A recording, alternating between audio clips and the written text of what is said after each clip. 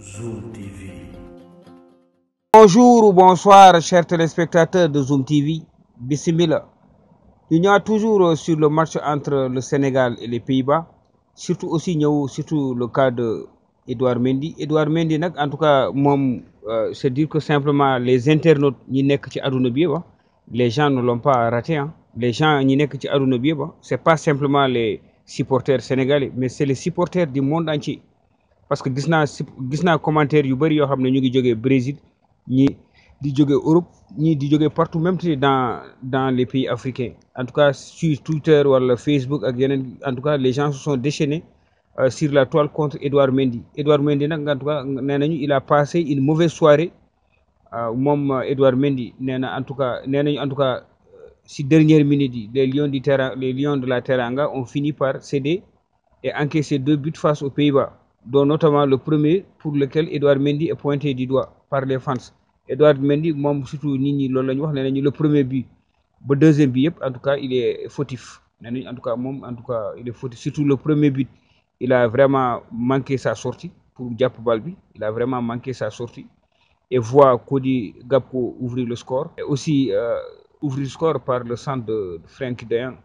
Mais cette grosse erreur a été vite mise en colère nga xam ne ci réseaux sociaux yi am na benn nit bi nekk ci réseaux sociaux nee na Edouard Mendy merde il est passé de meilleur gardien du monde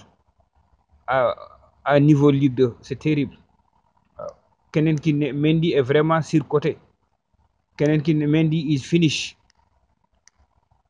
Edouard Mendy m'a tué the worst performance from Mendy. He is responsible for the 2 goals. Edouard Mendy, coupable face aux Pays-Bas, il enchaîne les mauvaises prestations en ce moment. Tes erreurs de sortie ont coûté cher à l'équipe. Donc c'est dire qu'en tout cas, c'est des messages, des milliers de messages. En tout cas, c'est tous les supporters du monde entier. C'est pas simplement les Sénégalais qui l'ont critiqué, c'est tous les supporters du monde entier. On m'a dit à un moment que Edouard Mendy était parmi les plus grands.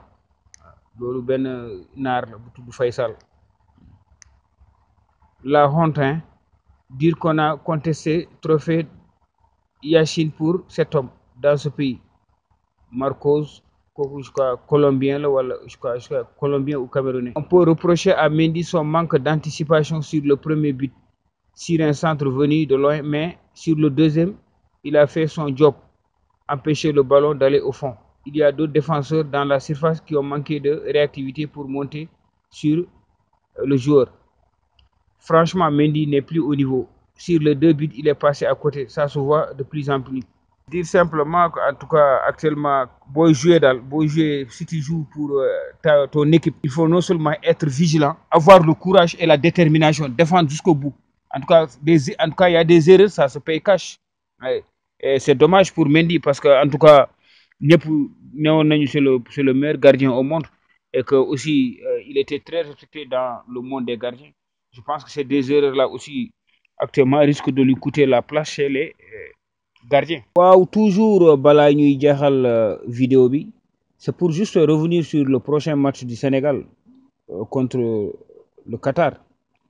Le Qatar, c'est une équipe encore qui est jugée encore la plus faible du groupe. Je pense que Aliou Cissé fii la war a profité def certains réglages en tout cas dugal yenn joueurs yoo xam ne mun na leen en tout cas xool tester leen ci match bi surtout des joueurs comme Pathé Ciss je pense que daf ko war a dugal partant. Gana Gueye tout le monde sait que c'est un joueur c'est un vétéran yàgg na je pense que moom mun na ko en tout cas teg ci banc de touche ba deuxième mi-temps xool démarrer le match par Pathé Ciss parce que loolu di nga gën a am lecture sur soo génnee phase de poule gën a am lecture la qualité de Pathé Ciss après. Faut nga jox ko ci match contre Qatar bi moom mu joué Pathé Ciss mu joué comme titulaire jox un joueur aussi comme Pape Matar Sarr la possibilité aussi d'être dans le jeu. C'est un technicien am na ay frappe et puis aussi c'est un tireur de balle pied arrêté ñooñu yëpp nga may leen chance jox la chance aussi des joueurs comme Iliman Ndiaye comme Jackson comme Jacobs parce que Jacobs quand même tout le monde a vu l'autre fois il a fait un grand match. Bamba Dieng je suis d'accord moom bu munee remplacer Boulaye Dia aussi ñu essayer dugal ko pour la première mi-temps ñu xool parce que moom peut-être mun nañu décanter la situation tout ça c'est des choses que yoo xam ne Aliou Cissé dafa war a jël des risques. waaw toujours ci Actu-Foot ñu dem fële dans le championnat anglais nag wala championnat européen léegi nga xam ne leur club la plupart du temps en tout cas léegi les pays pétroliers li mel ne Arabie Saoudite wala Qatar wala Émirats arabes unis ñu bëri en tout cas ñu ngi wut ay club parce que ñoom dañu am aussi des fonds souverains ci pétrole bi am ay fonds souverains en tout cas li ñu jël pour aussi yokk seen prestige dëkk comme par exemple ñëpp gis nañu ko Qatar dugg na ci après am na ci succès parce que Qatar bi mu lancé comme li ñu wax lu ñu lancé Bein Sport pare encore jënd Paris Saint-Germain Qatar aussi dafa gën a am visibilité sur le monde loolu nag la Arabie Saoudite aussi comprendre parce que Arabie Saoudite ñoom am nañu xaalis mais ils étaient pas en tout cas defuñu attraction foofu ci Arabie Saoudite comme ni yeneen pays comme Qatar wala Dubaï di def ñoom aussi ils ont en tout cas racheté le Newcastle ci Newcastle boobu nag on va revenir à ça Newcastle boobu nag en tout cas ñoo bëgg a recruter kii di Cristiano Ronaldo nag après moom bi mu en tout cas résilier son contrat avec Manchester United waa Arabie Saoudite nag surtout xibaar bi jógee ci roi bi mooy le roi Ben Salman en tout cas nee na il veut recruter kii di Cristiano Ronaldo te Cristiano Ronaldo aussi daf ko proposer en tout cas un salaire de près de 300 millions d'euros léegi nag c'est à voir est-ce que Cristiano Ronaldo moom dina nangu dem en Arabie Saoudite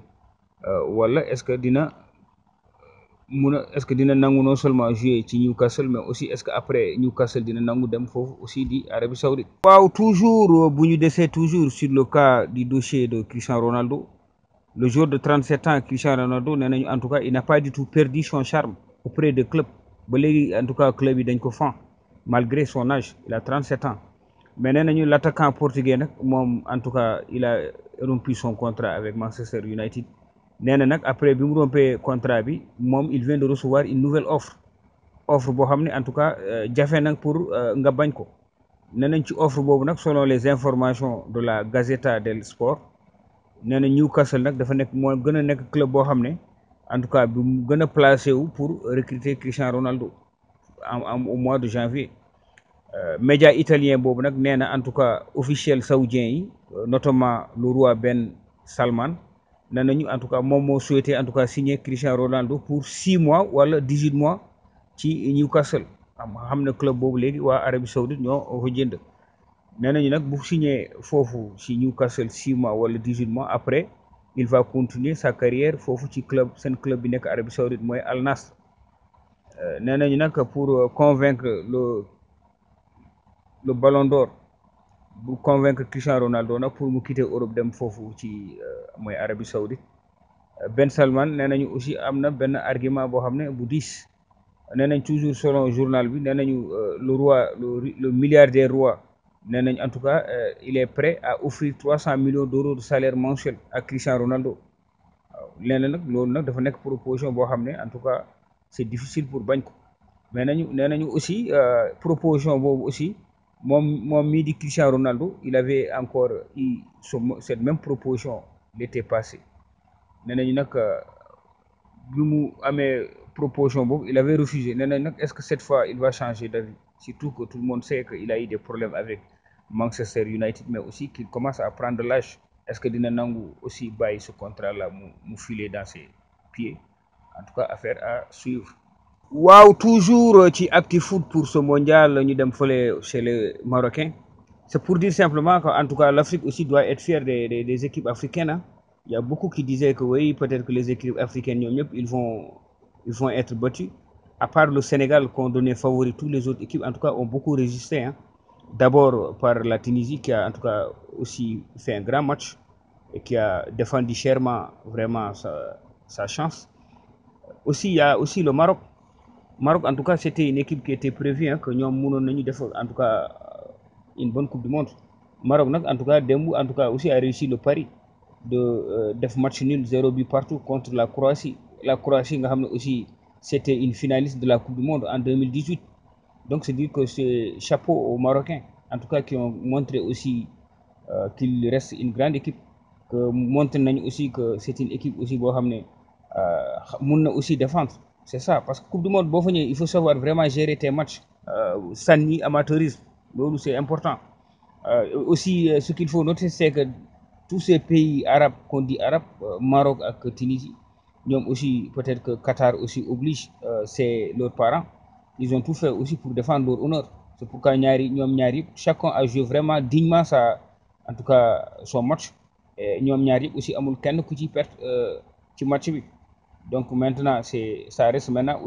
au Cameroun aussi de faire la même chose et le Sénégal aussi de gagner ses 2 derniers matchs. Toujours dans les coulisses de ce mondial, en tout cas le match qui opposait la Pologne avec l'équipe du Mexique et qui s'est soldé par un match nul.